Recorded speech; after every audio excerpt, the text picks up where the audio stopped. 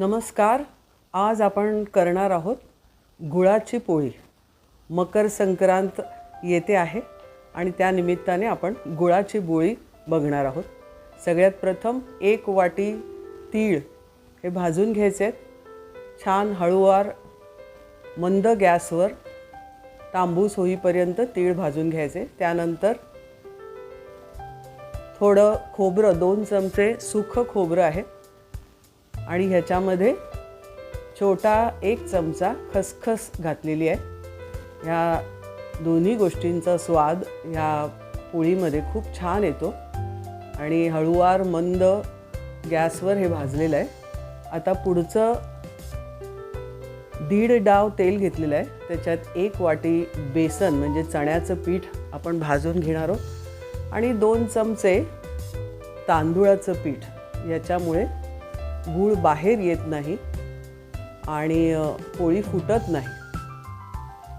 तर हे छान तांबूस भाजून घेतल्यानंतर आता तीळ आणि खोबरं जे आपण भाजून घेतलं होतं ते मिक्सरवर थोडं एकदम जोरात नाही पण हळू स्टॉप अँड स्टार्ट अशा पद्धतीने वाटून घ्यायचं आहे आणि खूप बारीक जेवढं बारीक शक्य असेल तेवढं वाटायचं आहे. हे बघा अशा पद्धतीने. तसंच गूळ, अर्धा किलो गूळ आपण घेतलेला आहे. थोडासा विळीवर चिरून घेतलेला आहे. त्याच्यामध्ये 1 चमचा तेल घालायचं आहे म्हणजे खाली गूळ चिकटत नाही आणि ह्याला शिट्ट्या काढायच्या आहेत 4 ते 5 जेणेकरून हा गूळ वितळेल. तोपर्यंत आपण कणिक भिजवून घ्यायची आहे. याच्यामध्ये आपण 1 डाव तेल तापवायला ठेवलं आहे. तसंच हे गव्हाचं पीठ 1 वाटी, पाऊण वाटी मैदा आणि 1 चमचा तांदूळाची पिठी, थोडंसं चवीपुरतं मीठ आणि हे जे तेल तापवून घेतलं ते आपण मोहन म्हणून या पिठावर ओतलं आहे. याच्यामुळे पोळीला खुसखुशीतपणा येईल, चिवट होणार नाही पोळी. हे मिक्स करून घ्यायचं व्यवस्थित सगळं आणि थोडं थोडं पाणी घालून हे कणिक मळून घ्यायचे आहे.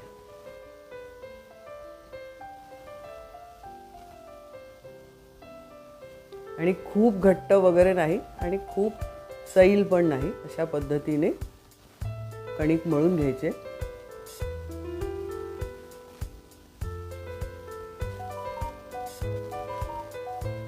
हा गूळ कुकरला शिट्टी देऊन काढलेला आहे. आता ह्याच्यामध्ये हे जे भाजून घेतलेलं बेसन होतं तेलावर, बेसन आणि तांदूळाचं थोडंसं पीठ हे त्याच्यामध्ये घातलंय आणि जे दळून ठेवलेलं तीळ आणि खोबऱ्याचं मिश्रण होतं तेही ह्याच्यामध्ये घालायचं आणि हे सगळं एकत्र करून घ्यायचं आहे छानपैकी. खसखस, तीळ आणि सुकं खोबरं आणि बेसनाचं पीठ हे सगळं गुळामध्ये मिक्स करायचं आहे.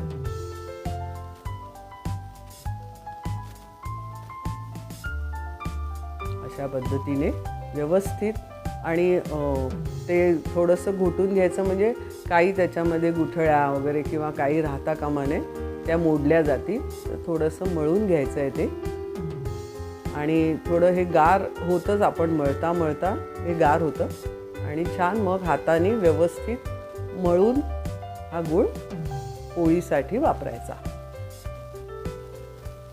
तर हा आपण एका डब्यात काढूया.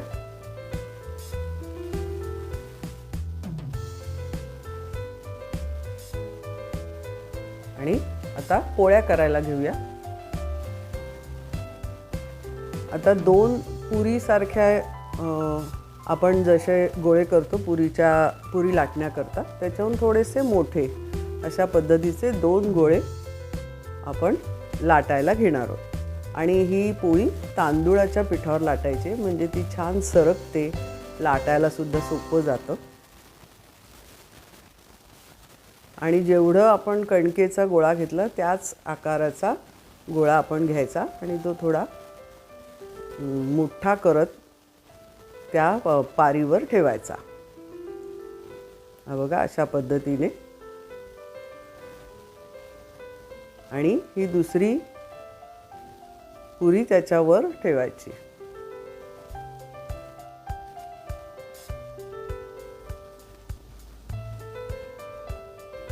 आणि हे नीट कडा त्याच्या दाबून घ्यायच्या, म्हणजे बाहेर येण्याचा प्रश्न नाही. तर हे दाबून घेतल्यानंतर थोडंसं तांदळाचं पीठ दोन्ही बाजूनी लावायचं आहे.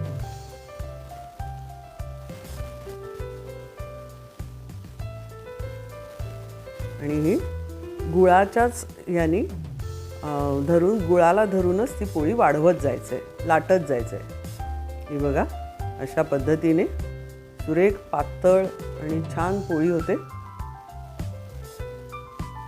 आणि पुरण आपलं एकदम छान सपीट झाल्यामुळे असं कुठे फुटण्याचा किंवा बाहेर येण्याचा प्रश्न येत नाही आहे. छान पुरण झालेलं आहे. आणि आता जे आपलं करंजी बनवायचं जे कातरणाचा जो चमचा असतो त्याने हे जे बाहेर आलेलं पीठ आहे ते आपण पुन्हा दुसऱ्या पोळीला वापरू शकतो. आणि ह्याचं अशा पद्धतीने कापून ते कमी करायचं आहे.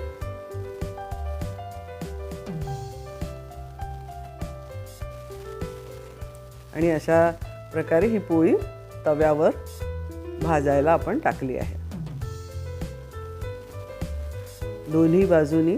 आणि मंद थोडासा गॅस, मीडियम आणि लो फ्लेम च्या मधोमध गॅस ठेवून खूप तापलेल्या तव्यावर टाकायची नाही, तर हळूहळू मंद गॅसवर टाकायची आणि ती भाजायची आहे.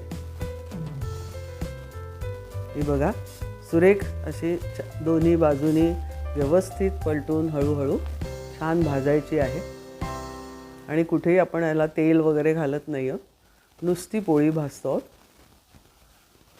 आणि ही काढायची.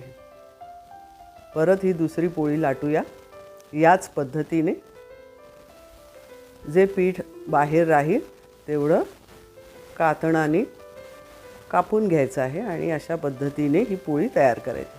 ही पोळी अतिशय सुरेख लागते. ही संक्रांतीच्या मोसमात गूळ, वेगवेगळ्या फळभाज्या, वेगवेगळी फळं, धान्य असं सगळ्याचा बहर घेऊन ही संक्रांत येत असते.